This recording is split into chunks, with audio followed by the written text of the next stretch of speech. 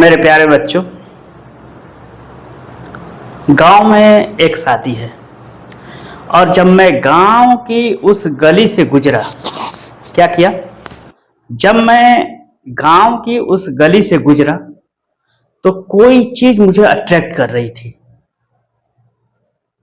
कोई चीज मुझे क्या कर रही थी? अट्रैक्ट कर रही थी।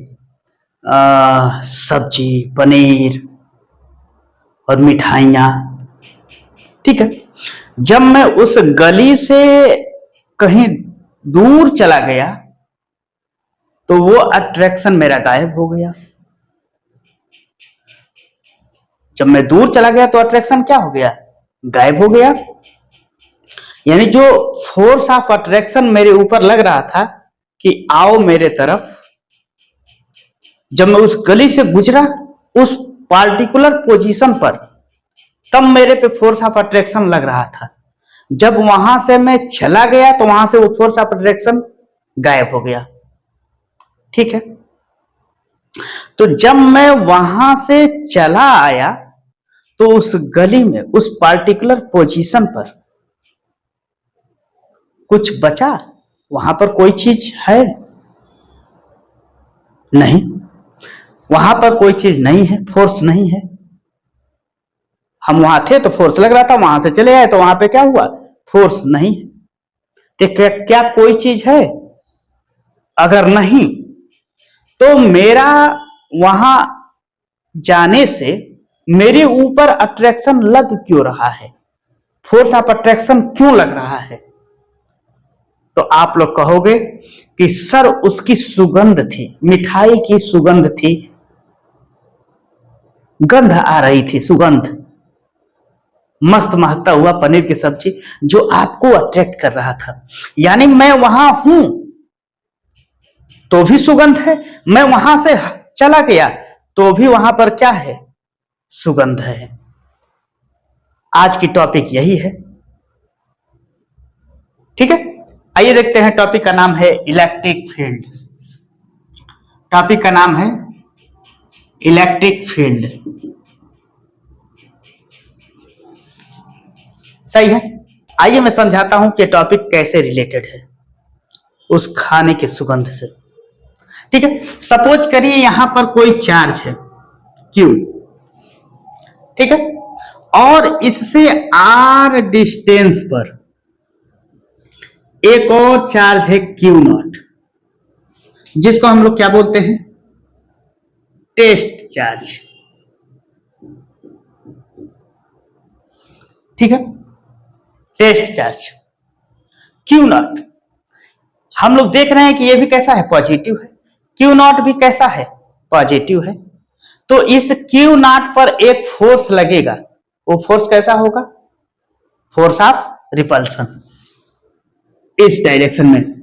इसका मैग्नीट्यूड कितना होगा? Q0 over R square. के दोनों चार्ज का मल्टीप्लाई, दोनों के बीच के डिस्टेंस का square, that is Coulomb's law. यहां पर Q0 है तो ये फोर्स लग रहा है। अगर Q0 नहीं है तो क्या कोई चीज है वहां पर? कुछ नहीं है। Q0 है तो फोर्स है, Q0 चला गया तो कुछ नहीं है।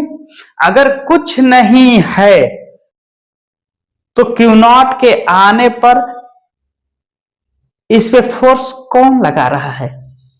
जैसे खाने की सुगंध मुझे अपनी तरफ अट्रैक्ट कर रही थी, अपने तरफ फोर्स लगा रही थी, उसी तरह Q0 पे भी कोई ना कोई एक ऐसा चीज है जो फोर्स लगा रहा है। और यहीं से आता है कंसेप्ट इलेक्ट्रिक फील्ड का। वहां पर एक इलेक्ट्रिक फील्ड है जो प्रोड्यूस हुआ है। किसकी वजह से? ड्यू टू दिस Q, इस चार्ज की वजह से एक ऐसा फील्ड, इलेक्ट्रिकल माहौल प्रोड्यूस हुआ है। जैसे खाने का सुगंध मस्त माहौल बना हुआ था, वैसे ही इस इलेक्ट्रिक चार्ज के होने की वजह से यहां पर एक मस्त इलेक्ट्रिकल एनवायरनमेंट बना हुआ है। और वही इलेक्ट्रिकल एनवायरनमेंट इस Q0 के आने पर क्या कर रहा है? फोर्स लगा रहा है। तो इलेक्ट्रिक फील्ड कैसे लिख सकते हैं? every charge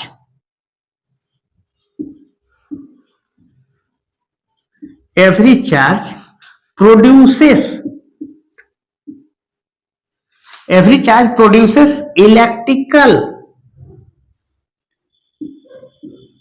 electrical environment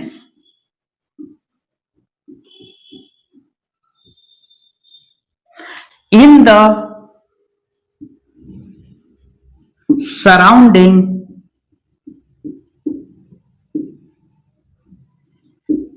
space is called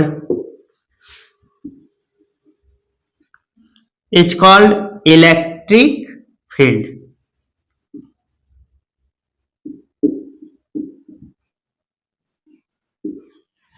चलिए आइए देखते हैं इलेक्ट्रिक फील्ड कितना होता है। Electric field E vector is equal to होता है फोर्स अपान में क्यू नॉट, फोर्स अपान में क्यू नॉट। सही है। ये इलेक्ट्रिक फील्ड जो है कैसी क्वांटिटी है, वेक्टर क्वांटिटी है, और इसका जो डायरेक्शन होगा, हाँ वेक्टर क्वांटिटी है तो मैग्नीट्यूड के साथ साथ क्या होगा, डायरेक्शन भी होगा। तो इलेक्ट्रिक फील्ड का डायरेक्शन क्या होगा, इलेक्ट्रिक फील्ड का वही डायरेक्शन होगा जो डायरेक्शन किसका होगा, इलेक्ट्रिक फोर्स का। तो इलेक्ट्रिक फील्ड का direction in the direction of force, electric force. सही है। आइए इसको और आगे बढ़ाते हैं। E vector is equal to क्या है, एफ वेक्टर अपान में क्यू नॉट। जो ये दोनों चार्ज के बीच का फोर्स है कूलॉम्स लॉ के अनुसार, वो K Q naught over are square है। इसको वेक्टर फॉर्म में कैसे हम लोग रिप्रेजेंट करते हैं, इसको हम लोगों ने पीछे के लेक्चर्स में देखे हैं। ठीक है। अगर इसको हम लोग इस डायरेक्शन में क्या लिखते हैं, आर वेक्टर, तो इसका क्या होगा, यूनिट वेक्टर आर कैप। इस डायरेक्शन में फोर्स भी इसी डायरेक्शन में है और आर भी इसी डायरेक्शन में। ठीक है। तो आइए इस फोर्स का वैल्यू हम लोग लिखते हैं वेक्टर फॉर्म में। कैसे लिखेंगे, के क्यू नॉट, सही है, K Q naught over are square into unit vector लगा देंगे आर कैप, ओवर ये क्यू नॉट का वैल्यू क्यू नॉट ही रहेगा। चलिए आइए लिखते हैं, E vector is equal to, इस आर स्क्वायर को नीचे भेज देंगे तो क्या हो जाएगा, K Q naught over are square Q naught into R unit vector. सही है। या इसको E vector is equal to क्या लिख देंगे, क्यू नॉट से क्यू नॉट कटा, ये क्या है, K Q over are square into R unit vector. सही है। ये है इलेक्ट्रिक फील्ड का फार्मूला, किसमें, in the vector form. Vector form में है क्योंकि यहां पर यूनिट वेक्टर लगा है जो कि डायरेक्शन बताएगा। ये है मैग्नीट्यूड, ये रहा डायरेक्शन, ये क्या बन गया आपका, वेक्टर फॉर्म। ठीक है। इलेक्ट्रिक फील्ड का वेक्टर फॉर्म। आपको ये बात पता है कि R vector is equal to होता है आर कैप। यहां से आर कैप का वैल्यू रखना चाहेंगे तो आर को नीचे भेज देंगे, तो r vector over r is equal to क्या हो जाएगा, आर कैप। इस आर कैप का वैल्यू यहां पे रखेंगे तो E vector is equal to क्या हो जाएगा, K Q over are square into r cap का value r vector over r vector over r. सही है। आइए देखते हैं, के क्यू, तो E vector is equal to क्या हो जाएगा, K Q over are square, और ये आर कितना हो गया, R Q into R vector. ठीक है। इस तरीके से हम लोगों ने समझा कि इलेक्ट्रिक फील्ड क्या होता है और इलेक्ट्रिक फील्ड का vector form, electric field intensity का ये वेक्टर फॉर्म हमें पता चल गया। अब आइए हम लोग आगे चलते हैं। इससे पहले इसको क्या किया जाए, इरेज किया जाए। देखिए, जो इलेक्ट्रिक फील्ड है वो कैसा क्वांटिटी है, कैसा क्वांटिटी है, वेक्टर क्वांटिटी है। कैसा क्वांटिटी है, वेक्टर। अच्छा, वेक्टर क्वांटिटी है तो इसका डायरेक्शन कितना होगा, मैंने बताया था same as the same as the force. Force का जिधर डायरेक्शन होगा उधर ही इलेक्ट्रिक फील्ड का डायरेक्शन होगा। ठीक है, क्वांटिटी हो गया। यूनिट देख लेते हैं, यूनिट इसका क्या होगा। यूनिट देखिए, अभी हम लोगों ने इलेक्ट्रिक फील्ड इंटेंसिटी का फार्मूला देखा। क्या देखा? E vector is equal to क्या है, F vector over Q naught. सही है। Q नॉट क्या है, टेस्ट चार्ज है, और F वेक्टर क्या है, फोर्स है। देखिए, फोर्स का यूनिट क्या होता है, न्यूटन, और इस चार्ज का यूनिट कूलाम। तो इस तरीके से इसका यूनिट क्या हो गया, न्यूटन पर कूलाम। ठीक है, डायमेंशन देख लेते हैं हम लोग। इसका डायमेंशन क्या होगा, देखिए यहीं से डायमेंशन देखते हैं।